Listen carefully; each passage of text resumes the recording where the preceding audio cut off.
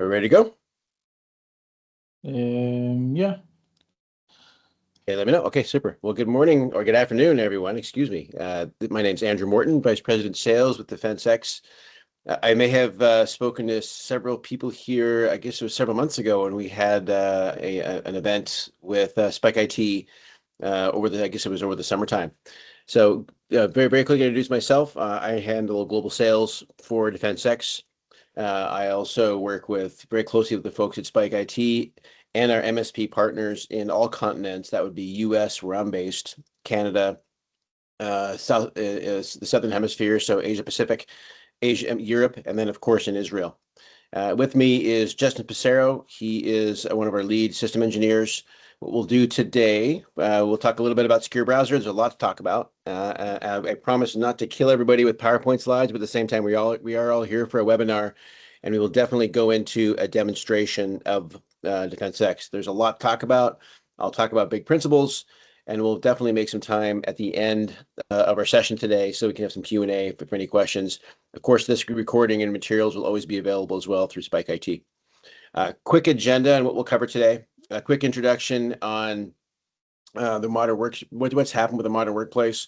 We've seen a huge shift in general about how we work, and I'll talk about what that's all about. And definitely the browser and web browsers have become the center of it all, and I'll talk about what that means in a minute. Then I'll talk specifically about DefenseX's secure web browser and how we transform any browser into a secure digital workspace. That's what this is all about, and we'll get into all of that. Business impact and what it means to all of us as MSPs, resellers, enterprises. It's amazing what's happened, and a bit of a conclusion at the end, of course, and some Q&A. So let's get right into it. So please. So some quick background on DefenseX. This is helpful. I myself am based in the US. We are a New York-based company. We've got roughly 2,000 businesses globally now using DefenseX's software. We have more than 300 selling partners. That would be managed service providers, managed MSSPs, managed security service providers, VARs. We have multiple distributors around the world in the US, APAC, Europe, and of course, Israel with our very close partner, SPIKEIT. We have a diverse range of the types of customers we're selling to now, which is, good example is manufacturing, healthcare, transportation, production industries, legal firms, municipal governments, extended care centers. There really are a lot of folks using our package and software for a number of reasons. And our team really comes from various centers of excellence. Our leadership, our CEO and CTO, both come out of a lot of experience in things like PAM, privileged access management. They did some work for NATO at one time in cybersecurity. They worked in telecoms. I myself came from telecom, and my way into cybersecurity, gosh, over 10 years ago now, was coming out of encryption and cryptography in video streaming, the video streaming industry. My colleague with me, Justin Pissarro, who will do a demonstration in a little while, he has his master's in cybersecurity. And you'll find really all across the board with DefenseX, all of our team are definitely subject matter experts, very much cybersecurity people, and very serious about all this. Now, we recognized some time ago as a team that there were some real needs in the market, and we'll talk about what that all means and why secure browser. We do service customers round the clock. We have 24-hour support in Israel. The great news is we have some very strong partners in SPIKEIT to help us, but at the same time, our support and escalation is always there. And we do run a swing shift in Europe and a swing shift in the United States, which covers the globe 24/7. And when somebody puts a ticket in, within 2 hours, typically somebody will get back to you. And it doesn't matter what time of day that is, when we're very well covered that way. So enough about the big mother pitch stuff on the company. Let's talk about what's happened with the market and why us. And what we're seeing across the board is a true shift in what's happened in the world of work. And what that means essentially is that really there is a shift to the cloud, if that makes sense. And I think everybody here would agree that it doesn't matter what application you've got, what application your customers are using. Everything revolves around the browser. And what that really means is that work, school, and everything else in between, everybody has shifted work to the cloud, meaning, Microsoft, for example, you can't deploy Microsoft without using browsers. You can't do accounting packages like Intuit, QuickBooks, ERP like SAP. The point is, all businesses have shifted things from servers in the back room, servers in the closet, to the cloud. And what that means is the browser has now become that true conduit between the worker and any business application. And that is the new world of work. What that really means is that browser now is the operating system that organizations depend on to do day-to-day functions. And what that means in simple terms is that the browser's evolved as a giant risk service. And things like applications and identity protection now have become a really big deal, because what this means is if everything you do is on the standard browser, it doesn't matter if it's Edge, Chrome, Firefox, whatever it happens to be, that is the prime communication tool for every business application. It's not just about browsing and doing searches and that kind of thing. It's if I want to go and write an email, I'm using my browser. If I'm going to be doing accounting, I'm using my browser.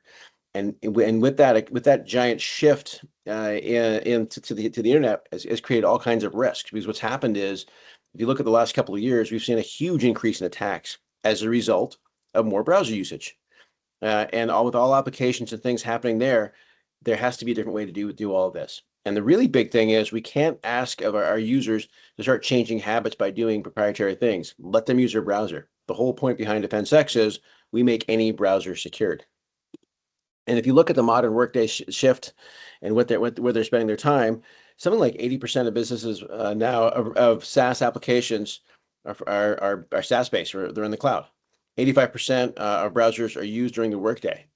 And the percentage of corporate applications being accessed from personal devices has skyrocketed. And what that means is that personal devices are being used and everything is in the cloud.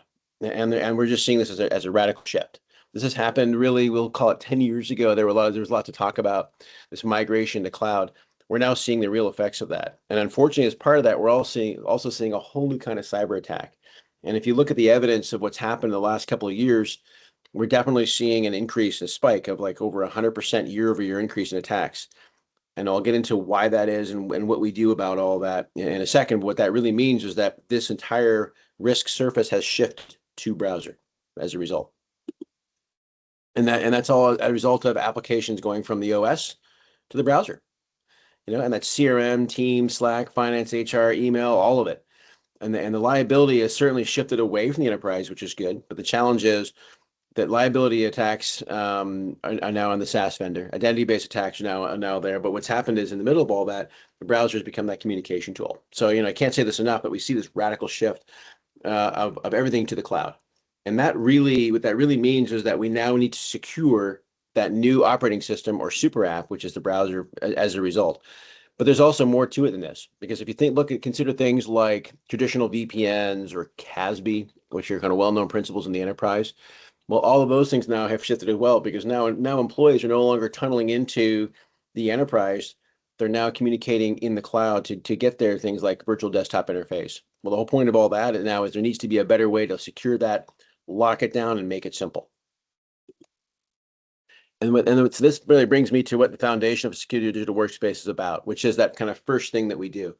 If nothing, the number one attack problem that we see, representing more or less 90% of all attacks, is identity based, meaning that somebody's passwords are stolen, somebody's credentials are stolen, and things like phishing campaigns, to be blunt, have been quite successful. And you look at some very famous attacks around the world. One that comes to mind always is MGM Grand Resorts in the US. And the reason why I use that as an example is because in MGM Grand, when they got attacked, it was a very coordinated event.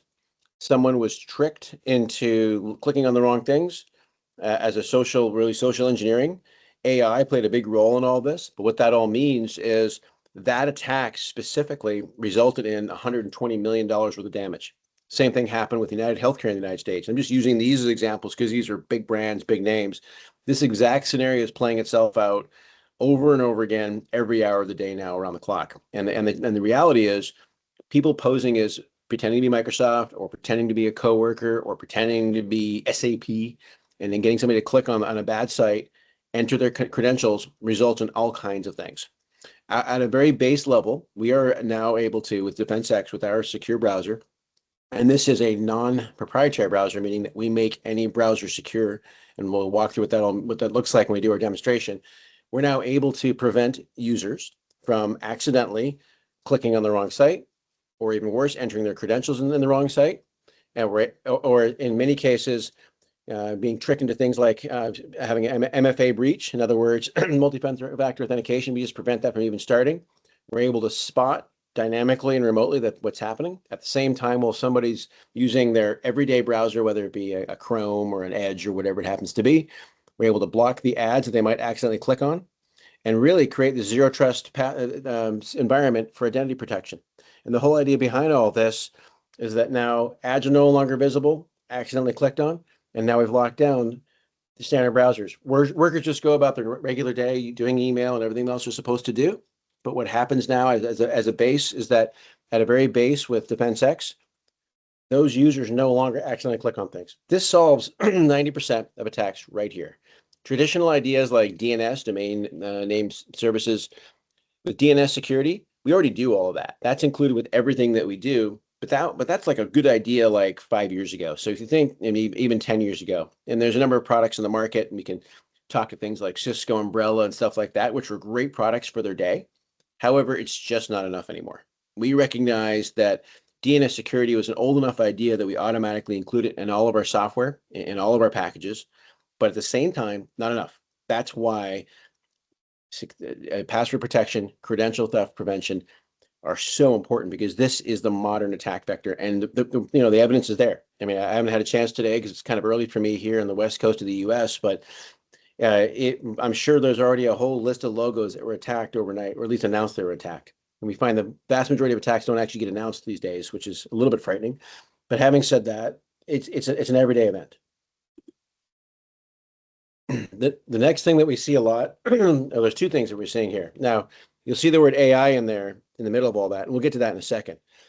But data loss prevention is like a really big deal. And when I say data loss prevention, what I mean by that is the inability now to accidentally upload files to the wrong places. If workers choose to do things like click on links, that they shouldn't be at, first of all, we're stopping those in the first place, but then we keep files or types of files getting uploaded to the wrong places. But even more importantly, now we can't download from risky sites. And what that all means is that if someone does download something or attempts to download something from a place that maybe it's a questionable source, we're able to sandbox it or block it all the way around. But the bigger thing is happening on top of that, which is now workers, in many cases, unfortunately, it's not just a cybersecurity problem, but internal theft has become an issue. With DefenSX in what we call our Core Plus package, and I'll walk through the summary of what all of our packages do in a second. And for data loss prevention, it's not just about a cyber, like I said, it's internal loss. So things like screenshotting, things that are on in the company's cloud applications, we have ways to stop that. Can't print, or even more importantly, maybe they should be able to. Why not put a watermark on there so you know who's taking pictures if the image surfaces, who's been doing what, and at least there's some kind of log for all of that.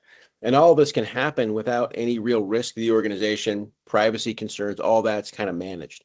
Now, I did say AI would be something I'd talk about, and we'll show this in our demonstration later on today as we get through this. But AI has become a really big deal, and of course, if anybody hasn't noticed, it's in the news like every 10 minutes, it seems like. AI comes in many forms. For those Microsoft users, it comes in the form of Microsoft Copilot. And in Microsoft Copilot, it's a really cool tool to be able to do things like have it make PowerPoint presentations for you and that kind of thing. The risk is your company or your client's company's private data is at risk of winding up in Microsoft training models, meaning that if I have some personal information about my company, maybe financial information, then I'm having AI build a slide deck for me or something like that. If I'm not careful, all that data becomes everybody's viewing, which is a big issue. What we're able to do with DefenSX is we're now able to automate commercial data protection so that private data does not wind up in the wrong hands. A really good example of all this, about a year and a half ago or so, Samsung was using an AI tool to help it with its source code. The next morning, the entire world had all of Samsung's source code. It was a very serious situation. And we're seeing this play out repeatedly. Now with data loss prevention, we recognize that AI data loss prevention is just as important, because AI is an incredibly powerful tool, but it's a little bit like an iceberg. You don't exactly know what's under the surface. There's so much more to it. This is a very safe way for people to implement AI and start using it safely within their organizations without the risk. And the whole idea behind all this now is to truly create that secure environment where data can be transferred around safely and doesn't wind up in the wrong hands, whether it be nefarious, cyber criminals or just accidentally putting into the AI models. The whole idea is lock all of this down. And this is a very big principle within DefenseX. The next layer on top of this is our ability to extend the enterprise. And this has become a really big deal. What I mean by all that is because of the shift in remote work, because of the shift in applications from traditional kind of servers now to the cloud, there needs to be a better way to deal with all this. But something else is kind of big has happened here as well, where VPNs, traditional VPNs, unfortunately have been compromised. And we've seen a lot of breaches as a result of VPN. And we're now seeing the ability, or well, from us, but then really in response to a need to change the way traditional VPNs or thin client works in a much more efficient manner. And with our premium, which is, again, I'll walk through in that summary of what all of our license types do later on in our discussion. But what we essentially now enable folks to do is, why not do true browser isolation? And what browser isolation means, very simple terms, is yes, you're browsing in your computer and all that wonderful stuff. But if it's a site that maybe you want to create a complete air gap between the user and the organization, use it in our cloud, meaning that within Azure, which is what we use, we also have a failover to AWS as a backup, but within Azure, sites that are considered risky, or sites that an organization may want to have completely isolated for total safety, so there's absolutely no risk of anything scary ever happening, anybody ever breaching it, why not run it in a third-party cloud, which is ours? All the user sees is a stream of what's happening in the browser session in our cloud. And if you look at a little diagram in the lower left, you'll see there's secure SaaS applications, but you'll also see down there as well the DefenseX cloud, which means that we are a total air gap. Hackers can't get into that. Outsiders can't get into that. But if there's work I'm doing for my organization and I can do it in an extended remote fashion very safely. Or consider another use case. Maybe I'm the boss at a company. I've got DefenseX and all of my workers have policies and they can't click on certain sites and can't enter their passwords and all that. But I feel kind of important as the boss and I should be able to go to any site I want to.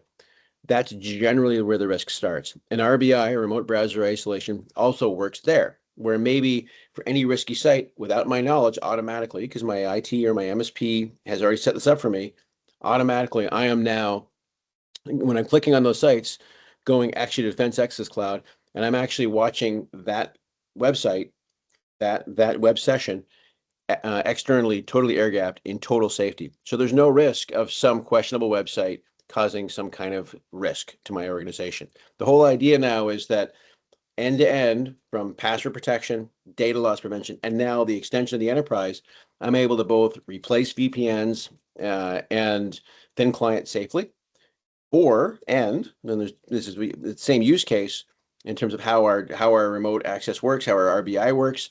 I'm now able to very safely do my web session remotely within that external session, meaning that never touches my organization. So if I'm the boss of the organization, I happen to like to go to websites that are dangerous, no problem. Or even more specifically, if I'm a law firm or law enforcement or military, and I need to do research on groups that aren't necessarily very good people, and I need to go look someplace in total safety, because what I don't know is if I'm going to a website that's dangerous, what could very easily happen is, unfortunately, they could have little things in there that could cause a web attack on me. Why not go look at those things safely in true isolation? Premium does all of those things. So as you can see, remote browser isolation, or RBI, does a whole bunch of things for an organization, from extending it safely to allowing it to go to any website safely.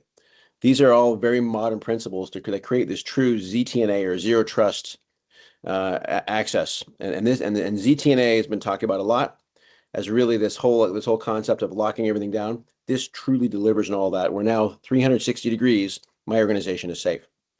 This really modernizes and brings us to what organizations are in need of. What we are seeing now in the modern workplace, the modern government organization, the modern businesses, they all have needs around truly air gapping things for very obvious reasons. And legal firms and government and military, great examples of that. And at the same time, there's another thing that continues to happen in organizations, which is, who is that weak link? And what that means is, even though you have policies in place, people are told, hey, you can't click on Netflix or Instagram or something like that at work, or whatever it happens to be. People are people. and people make mistakes and they can't help themselves. It's just sort of how it goes. Otherwise, you wouldn't have so many cyber attacks, because really the vast majority of cyber attacks certainly do prey on weakness, right? So we've actually developed something which is an AI-powered cyber resilience platform as part of our premium package. So what that means is this, is that it's through something that we call autopilot, those individuals who continually cannot help themselves and continually try to click on links, no matter what they're told, what policies are in place, we're taking a record of all that. And if you see it on the left there on my screen, you'll see a little screenshot of what the risk score looks like and everything else. But in this case, I like to call these the dirty dozen. These are the folks that no matter what they're told, keep going back and doing the same thing. It's not their fault. It's just human nature. What our AI-powered cyber resilience does, or autopilot, what it does is it looks at and automatically, without anybody having to make intervention, you just decide, just like everything else that we do, how do you want to configure it? How tough do you want to make it? All these things are highly configurable. All kinds of levers can be pulled in different directions to make it more guardrails, less guardrails. But the whole idea is, after maybe so many times that they click on sites they shouldn't, that individual receives a little pop-up window that says you can no longer browse. Click here to take a test. They watch a little video. They take a test. You can decide even how well they can score on the test. And until they do that, they can't browse again. You can also give them opportunities to put that off and procrastinate a little bit and maybe say, maybe next time, I'll do it next time, that kind of thing. But the whole idea behind an AI-powered resilience is that risk score that you see in our dashboard can now be self-healing, because all the retraining and training and behavioral training is happening automatically. Now organizations can do this without really doing any real work, except making sure they decide what kind of policies they want to put in place for retraining. This is changing the game in how training and employee knowledge happens. We can't necessarily convince people to never go to risky websites. At the very least, they'll learn they can't do it at work. So just as a kind of a quick summary of kind of what our main licenses look like. And again, this will all be available. I'm sure that this recording will be available. And from the good folks at SPIKEIT, I'm sure you can get, I know you can get collateral on all this. But there's kind of three main buckets that we're shipping into, which is Core, Core Plus, and Premium, just so you understand what our SKUs are. There's identity and credential theft is really the crux behind Core. That's what that's all about. It does a lot of other things, including DNS security, and including ad blocking. There are dashboards there for company resilience. We are actually doing dark web monitoring and those kinds of things for passwords, to see if somebody's been pawned, that kind of stuff. But their base reason for Core addresses 90% of the problems: identity and credential theft prevention. One step up from that, take all those features and add it to Core Plus, which adds on top of that everything I talked about with data loss prevention, AI data protection, which is commercial data protections. And that really is all about DLP, data loss prevention. One level up from there, take all those things and add it on top of that for browser isolation, extending the enterprise, and the AI-driven training. And with AI-driven training, with that training, that's all about now, of course, that retraining stuff I talked about, where they get a video, they take a test, that's all added on top of that. So we're doing a lot of things here, and what we're really doing on any browser is now creating a truly reduced attack surface at what's become the new workplace. And really, if you look at a screen like this, very much the new operating system, where now we're able to separate personal apps from work applications and create this truly locked down environment. And keep this in mind, this is not a proprietary browser. This is on any browser. So just at a very base level with Core, when we're securing things, we're taking, really, to be blunt, what used to, with the same cost of things like DNS only security, like an Umbrella or those kinds of things, DNS Filter, a number of other companies, and those were all fine companies for their day. But we're adding on top of it this new modernized approach where we're now reducing phishing attacks at volume by making it impossible for people to add their credentials anywhere they want to. And now if you see this new work environment, it kind of starts to look more like this, where now you have a truly secured environment and workers understand where they're supposed to go, and we're now shrinking that risk. And the whole idea at the very advanced levels of all this is a true zero trust environment, depending on how far your client wants to go and how much they want to lock down. All the skills are there on existing browsers. And the value that we bring to all of this now is that we're able to truly lock this down, where for a small investment, you're going to get a whole ton more things out of this. And we're now able to transition any browser into that secure digital workspace And there's no expensive, proprietary things we have to do, which is kind of a big deal. And we're really hitting on some big things. And if you consider that even the CIS modeling around cybersecurity, browser security is, I think, at level 9, which is, so there's definitely a category for all this. But we've done is really perfect all of this.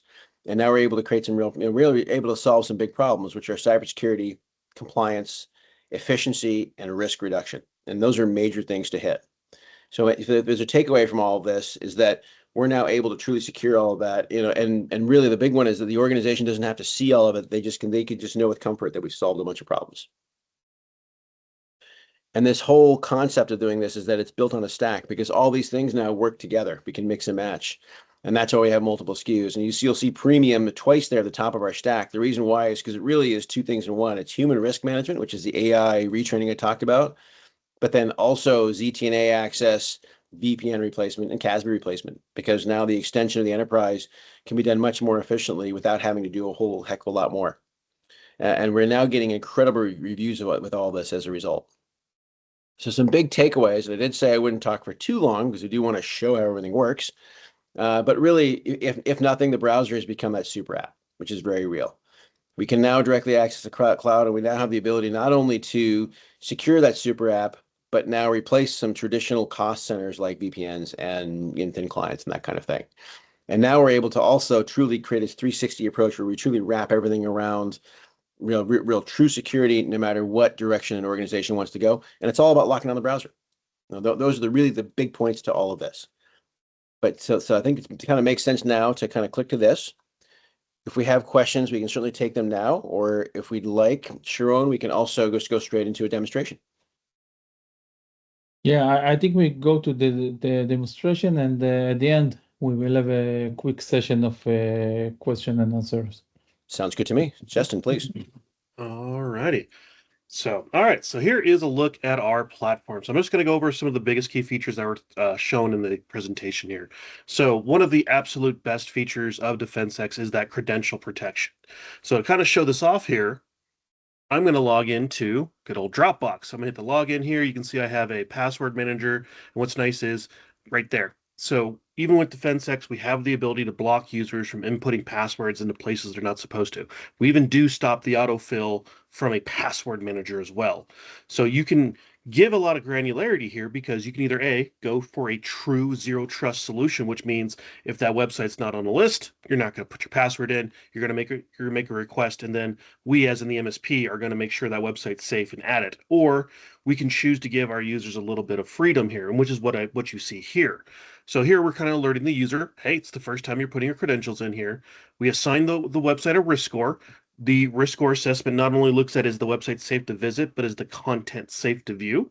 We even show who exactly is trying to get this credential. And since Dropbox is a low-risk site, it's safe, it's legitimate, the users are prompted with this button here. We call this granting consent. If I, as a user, grant this consent, my autofill will happen. The consent is logged, so I don't get the pop-up again, and it's also logged for the MSP so they can see who is granting consent to what. The beautiful thing here is if the website was deemed any other of our risk scores, medium or high or unknown, we take the button away. It turns into the classic report button in a request. So we can ensure that users are only inputting passwords into safe and well-known websites. Now, the other half of this equation is, as Andrew mentioned, is we're able to also block and prevent multi-factor authentication token theft. So we actually have a video on our YouTube channel about this. We actually show how we use Evil Jinx to capture the token and thus inject it to gain access to the website. But I'm just going to show the last little bit here. So this is the classic scenario. It looks like Microsoft, but it's definitely not a Microsoft website. And so the user is going to click because they don't know any better. And this is what happens. DefenSX is able to see as this website's being built inside of the browser, and we can see like, hey, this is starting to look like a Microsoft login screen. Is that a Microsoft domain? It's not, so we shut the whole thing down. So we block the credential field entirely. The user cannot input their password at all, and we alert them as such. So the theory behind this here is you can't steal a token because the token never got generated to begin with because they never put their password in. That's the beautiful thing about this. And this will work in any browser out there. Chrome, Edge, Brave, Vivaldi, Opera, you name it. and things like that. So we have the ability to protect those credentials and those tokens just a little bit better in today's world. Now, as we also mentioned with our Core Plus, I like to call Core Plus our data loss prevention SKU, is inside of the policy here, we offer quite a few extra things. We're offering printing protection, watermarking. So those will look like this here. So this here is for.com. You can see right there, there's my little watermark. It's going to bounce all over the place. And then for the printing, if I try to print here, I get hit with a printing's disabled by your company policy. Even Microsoft Print to PDF doesn't work as well. So they're not able to print for anything here at all. So this way you can ensure that no one's trying to steal company data either through printing it, saving it, and uploading it to, say, you know, their own personal OneDrive and things like that. And so that's what's nice there. And if you can see here, you know, D63 is the first little 3 digits of the watermark here. If I go into DefenSX and I go to my users and I just type in D63, it's going to tell me the exact user because every single user gets a watermark and things like that. So, and then we also have the same kind of protections that you just saw with Dropbox about credentials. We can also do the same thing for uploading and downloading as well. What's kind of nice is we treat uploading and downloading as their own separate entities. So if you only wanted to block a certain way of traffic, you can do that. You can block just uploading, or you can block just downloading. We even give the MSPs the ability to come in here and pick and choose which file types they're allowing their users to upload and download. I can literally go to a group of individuals and go, you guys have nothing to do in your job with PDFs. So I'm going to take away your ability to print or upload PDFs. So you have the way to really match what the users are able to download on their job title and their duties and things like that. So you'll have that ability, which is really kind of nice. So now with AI currently being the big, you know, talked about item in the past year or two, we do have some AI protections available. One is we have the ability to block artificial intelligence as a category. So yes, this will block Gemini, this will block ChatGPT and DeepSeek and Copilot and the things like that. But with Microsoft Copilot, we actually have AI protections for it. With a simple flick of a toggle here, I am now requiring all of my users that if they want to utilize any version of Copilot whatsoever, they have to log in to their business Office 365 account to utilize it. And then we enforce the commercial data protections, which means all the data they're typing in to make that really nice looking PowerPoint or, you know, document, nothing is saved whatsoever. Microsoft has no eyes, and the data cannot be used to train other models. Humongously important. As Andrew mentioned, a lot of people don't realize that when you're typing into OpenAI or ChatGPT, congrats, all that data is now part of the model. It's public. I can easily grab it myself if I wanted to, which could be a huge nightmare. Just ask Samsung in that case there, and things like that. We also have the ability to restrict Office 365 and G Suite. We've probably all heard of this example before. I want my users to access their business Gmail accounts, but not their personal Gmail accounts. Yes, you can do that by just putting in all the domains that would belong inside your customer's Office 365 environment. We're now restricting those users to being, those are the only domains and the only accounts they can access. We actually restrict it to personal other business accounts, because as much as we don't want to, but we need to also have a plan of action for a malicious insider threat. This will stop me from opening up my personal OneDrive, the business OneDrive, and I'm going to start dragging and dropping client files to take with me because I know they're going to lay me off and things like that. So you have that ability in both G Suite and Office 365, which is really kind of nice. So, and then finally going up to our premium tier, that's where we offer remote browser isolation. So here is a website that I put into remote browser isolation. It's Toyota. So as you can see here from an end user point of view, everything works. There's no difference in how my experience is. Everything still clicks. It's just as fast, you know, things like that. The videos still run in the background. But as you can see, when I go into our tools here, this is all DefenSX. So DefenSX took Toyota in this case and put it on a browser in the cloud, and it's streaming to me the content. DefenSX is able to mimic where my mouse goes, and it's able to mimic my clicks. So now as MSPs can utilize this, they now have a tool to safely vet websites that they get requests from. You know, so-and-so wants access to this website. I now have the ability to safely browse that website just in case, and my entire network is not put in jeopardy from it. Or even another option would be my customer, they have to go to some bad websites for legitimate reasons. This could be law enforcement, lawyers, advocacy groups, things like that. They sometimes have to go to some pretty bad places to get some screenshots and things like that. The beautiful thing about the browser isolation is I can come up here and go into, I can have multiple policies in place. I can make a policy just for my detectives. And then in their policy, I have it set up to go, if they go anywhere else but that's not low risk, we will automatically isolate that website. They don't even need to come and contact me to set this up, to make sure it all works and tell me what the URL is. Nope, they can just go in there, we isolate automatically, they take the screenshots for their investigations, and they go about their day. Once they leave the site, that whole virtual machine in the cloud that had the browser on it gets spun down, things are logged, but then things are disposed, nothing's kept, no tokens, no nothing whatsoever. And we just log that the session happened, essentially. So now, as also Andrew mentioned, we have autopilot available as well. So with autopilot, there's a couple of great things you can do here. You can see we have some training audio here. So we have like password security awareness training. We have device security, phishing awareness, but we also have some things that you normally don't see in a cybersecurity training model, things like conference call safety and things like this, remote staff training and things like that. And what's kind of cool is, you know, as we mentioned up here, you know, in the previous slide deck, we give everyone a score based upon their browsing habits. This is the company level one.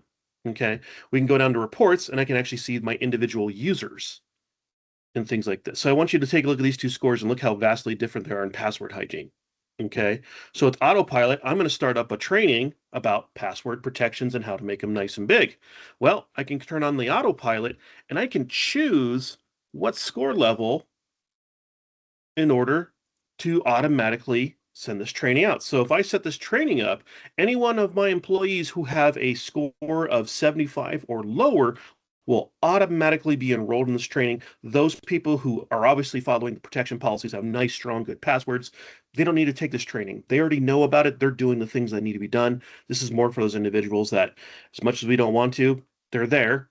You know, no matter how much security training, they're going to need this constantly and things like this. So you're able to set this threshold for this particular training.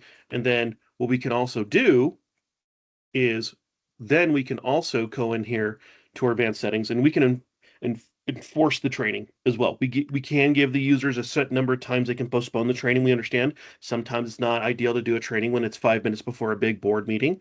So we can also choose how long are they able to postpone it. But if they do use all of their postponements, we do force the users to take that training. They've already postponed it 5 times in this case and things like that. So you can then enforce it to make sure users are taking the training as they should. Our training is like a quick little 5 minutes followed by a little 5 minute 5 questionnaires, things like this. The partner will have all of the abilities in here as well to change up the questions and things like that. As you can see, there's my threshold again in there. So I can come up here, do like this, and I can go create training. And then as you can see up here, I can see what the answers are. I can add additional questions if I wanted to and things like that. I can come in here and see, you know, who are my participants, like so, right here. So you can see these people here have not participated yet and things like that. I can easily get this data available and things like this. So really nice way to come in here and kind of really tailor the training to the habits of our users, because habits are everything. And things like that. Just like when it comes to our reporting, as you can see, we've got some really good data here and things like this. You know, this person here has a wonderful password hygiene score. They've got one password that's kind of a little bit on the, not the lowest risk, but I might want to tell them like, hey, you might want to add a digit or a number here. You know, when it comes to malware safety, we're not only looking at what they're downloading, we're looking at where. Did they go to an official website or did they just click the first link in a Google search? And things like this. And you're going to see right here in social engineering, yep, I like to go to Reddit quite a bit and some things like this. There's some LinkedIn, some Twitters in here. Well, you know, if you notice here, a lot of these websites are deemed a risk zone for resiliency. Even though they're low risk for legitimacy, they're a high risk for resiliency because people get targeted here, things like this. So now I have data showing who goes to a lot of these social media sites. Might not be against company policy, but now I know who to target for phishing training, about what to look for if they're getting phished on a official website, Facebook and the rest, and things like this. That's the big thing about this is our partners now have data that they can go to their customers and go, here's the habits of your users. These habits are risky, and here's how we're going to manage that risk to keep you compliant, and things like this. And of course, we have the ability to send this out as a report, either biweekly or monthly. We can instantly generate a report like so. So this way, we talk about our math. We show the scores of the users. We even show you possible risky browser extensions that are installed. We've got some recommendations to make the number go up, essentially. And then we got the classics of what's been blocked the most, things like that, all in a nice and easy to read format report in those aspects there. So that's pretty much everything as far as like a very high level overview. I guess we'll open this up to some questions now. Yeah, guys, do you have some questions to ask about the platform? Please. Yeah, the raise your platform hand itself, and the dashboard, the capabilities, any of that. I'm sorry, say that again? No, I'm sorry. And just emphasize what Sharon said about the platform itself, the new capabilities, and so on. Mm-hmm. No, Seems like no one is raising his hand. Yeah. Yeah.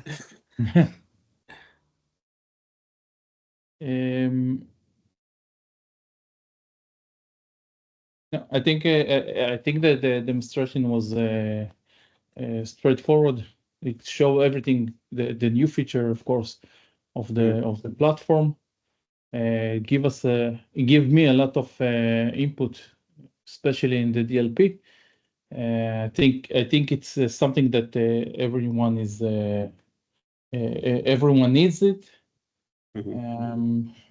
I see a hand raised in the chat. Oh, there we go. Yeah. I mean, yeah, we need to. Okay. Avi, I open you the mic.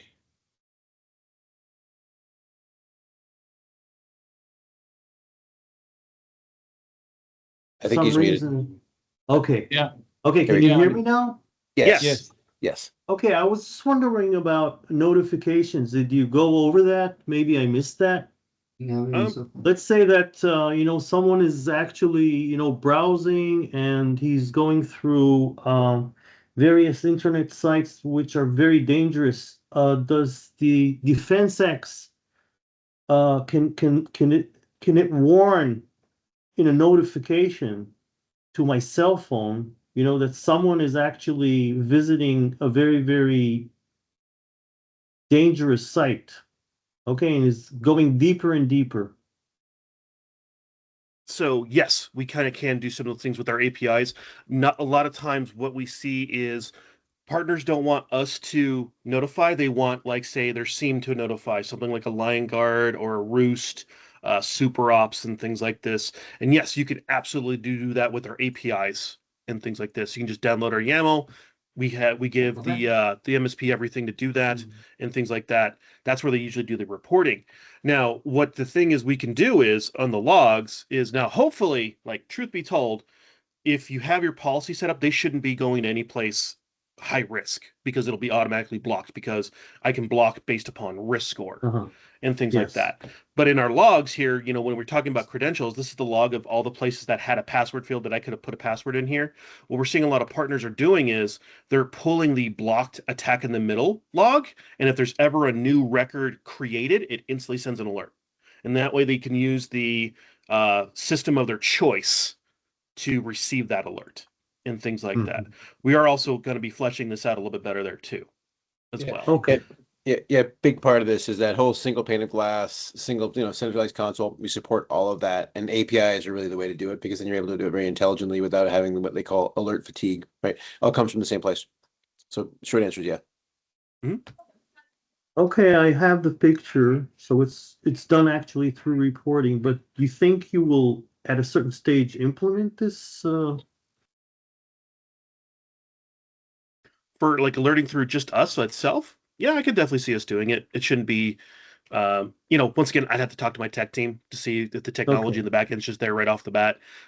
Usually it is. And what's kind of nice is the way that our dev team works is we implement features almost on a weekly basis and things like this. And so sometimes it's not like, oh, it's on the roadmap, see you next year, or, oh, it'll be done before the end of the year. And we're just now in February.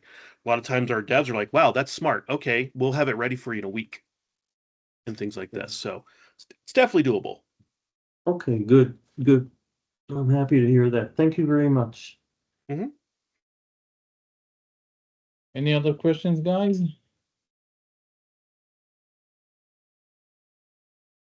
Okay, perfect. Edward, do you want to add something to at the end of this meeting? Conclude this.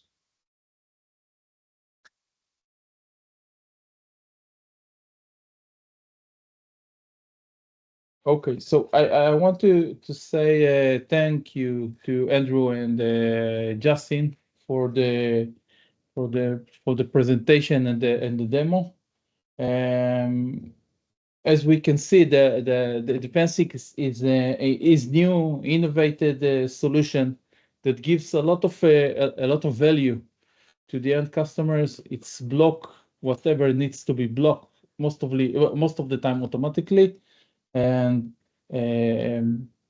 us as a SPIKEIT, we can help you with everything from the deployment to talking to customers and go over whatever help you need from us in order to deploy the solution.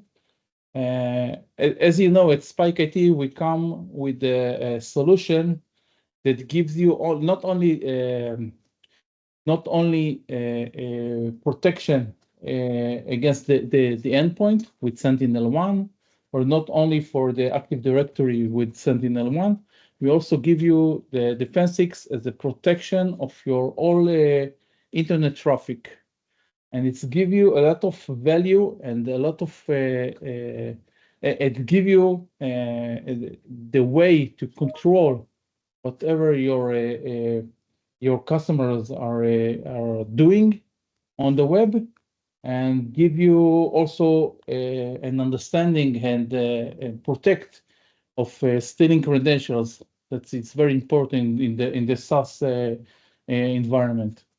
So I want to thank everyone to be in this meeting, and I hope to see you in the next Zoom, in the next webinar that we are going to have next month.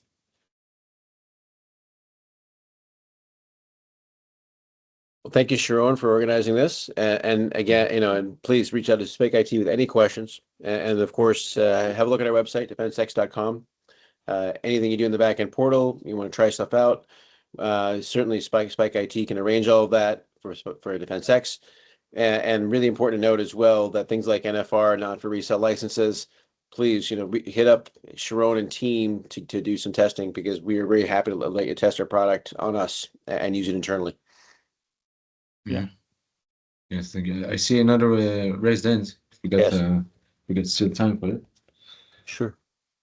Yeah, Mike, please open the mic. Yeah, I don't have a question. I just wanted to say a good word for your support. I'm using DEFENSX for a year now, I guess. And to tell you the truth, one of the best support team I've ever encountered regarding speed and solutions. I just wanted to say a good word. Well, thank you very much. It's very kind of you to say. We certainly try. Yeah. I try to be humble there, but thank you so much. Yeah. Thanks everyone. Thank you for your support. Okay. Thanks all. Have a great afternoon. Yep. Have a good one, everyone. Thanks. Bye-bye. Have a good afternoon. Thank you very much. Bye-bye.